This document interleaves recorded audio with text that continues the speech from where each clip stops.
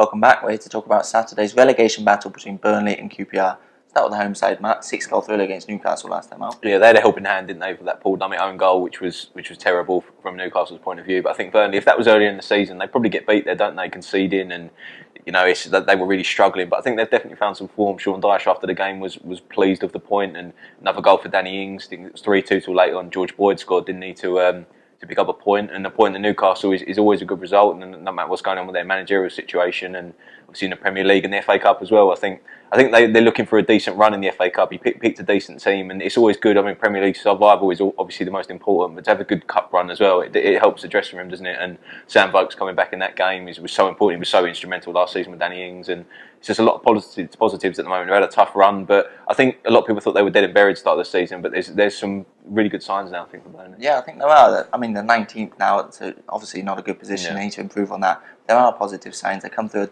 a tough run, as you said, Spurs, Liverpool, City, before that Newcastle game, all teams in the top half. That City result, superb result to come from 2 behind and get a draw there. Fantastic result. And they've got an easier run of fixtures coming up now. QPR next, and then Palace, Sunderland, West Brom after that. All games in and around, all teams in and around the relegation zone. They'll fancy a chance of picking points up in.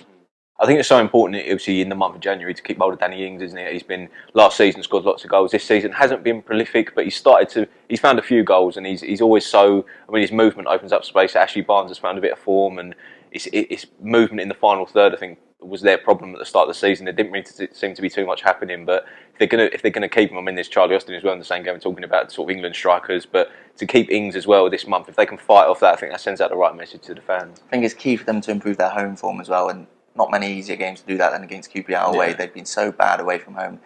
Played 9, lost 9, which is it's a terrible record. Obviously, home form has to be the basis if you're going to stay up, and QPR have been good enough at home to stay out of the relegation zone as things stand, but I don't think that's going to last the whole season. You need to start picking up points away from home. I think they've only scored 4 goals on their travels, and when you consider the form Austin's been in, that's just terrible, and they need to improve on that, and they'll see this one as one of their best chances to do it all season. I mean, like you said, they have been decent at home, but last time out was a bit disappointing against Swansea. Conceded late on to Wilfried Bonney's goal, which was, I mean, at home, it's, like you say, it's so important, but you wonder, are they ever going to pick up a point on the road? Surely they won't go the whole season, but mention their home form as well in the FA Cup. I mean, Harry Redknapp picked against Sheffield Wednesday, picked a shadow side, didn't he? But Sheffield United, sorry, it was, wasn't it? Yeah. Sheffield United picked a shadow. Well, it wasn't a shadow side. He had sort of Rio Ferdinand in there, who'd been struggling a little bit. But to lose 3-0 at home in any game, especially the FA Cup against a lower league side, is terrible. And you wonder, they really need confidence, and confidence on the road has been few and far between at the moment. See them getting anything from this one? No, I don't know. I think Burnley, I say, have been in good form, and QPR on the road, they're just a completely different team than they are at home. So I think Burnley will win 2-0.